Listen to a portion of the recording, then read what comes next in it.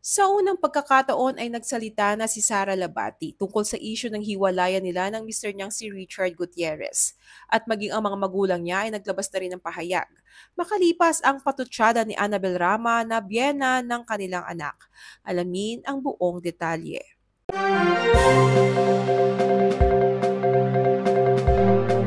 Ilang araw na rin pinag-uusapan na bukod sa hiwalayang Kathniel, ay hiwalay na rin ang celebrity couple na sina Sara Labati at Richard Gutierrez.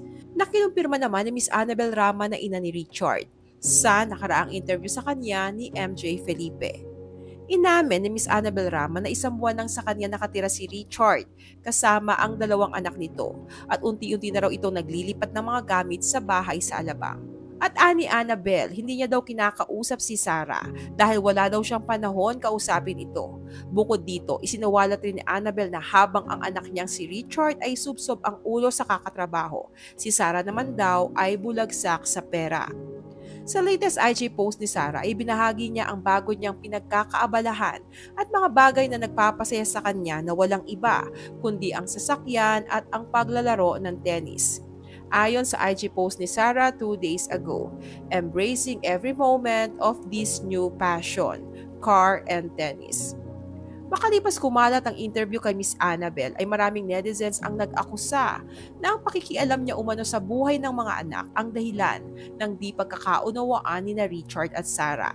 Kaya agad na dinipensahan ni Annabel ang sarili at naglabas ng pahayag through an IG post at itinuturo niya ang mga magulang ni Sarah bilang siya umanong nag-cause ng gulo sa mag-asawa. Saan ni Annabel? Nagulat na lang ako biglang dumating yung nanay at tatay galing sa ibang bansa. Doon na nag-umpisa ang malaking gulo. Huwag niyo ibagsak sa akin ang sisi. Basta ako, ayaw ko silang maghiwalay dahil mahal ko ang mga apo ko. Makalipas nito ay nagkaroon naman ng pagkakataon ng showbiz reporter na si MJ Marfori na makuha ang pahayag ni Sarah sa isyong ito during press ko ng bago niyang series sa GMA7 na Lumuhod Ka sa Lupa.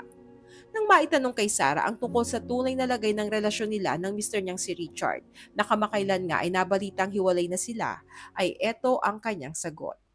I'd rather not comment on anything personal if that's what you're asking.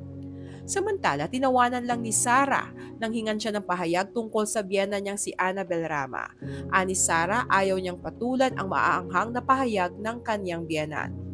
Anya, mas nagpo-focus siya ngayon sa self-love at kahit nagbalik taping na ay sinisigurado niyang siya ay isang very hands-on mom sa dalawang anak nila ni Richard. Taliwas sa pahayag ni Annabel na kay Richard sina Zion at Kai at isang buwan nang sa kanya nakatira. I'm okay and I'm excited. Actually, I'm feeling grateful. I'm feeling blessed again. Parang sunod-sunod yung blessings from God and I'm just excited to go to work. I have a 5-year-old and I have a 10-year-old. So sabi ko, pwede na siguro, no? I've been a very hands-on mom and still a very hands-on mom. So I want to do something for myself.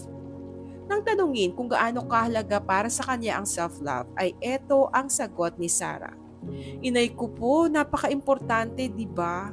Siyempre, if you want to be able to take care of your kids the best way you can, you have to take care of yourself the best way you can also.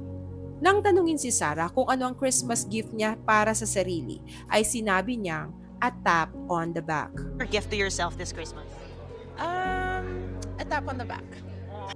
Samantala, makalipas ang mga patutsada ni Annabel kay Sarah ay tila may patama naman ang ama ni Sarah Labati para sa mga asong kahol ng kahol. Ipinost ni Mr. Abdel Labati sa Instagram ang litrato nila kasama sina Sarah at mga anak nito. Saan niya sa caption, "Enjoying every moment with family. The convo keeps going and don't mind the dogs barking." Napakiramdam ng netizens ay reaksyon ito sa maaanghang na patutsada ng balae nilang si Annabel Rama laban sa anak nilang si Sarah.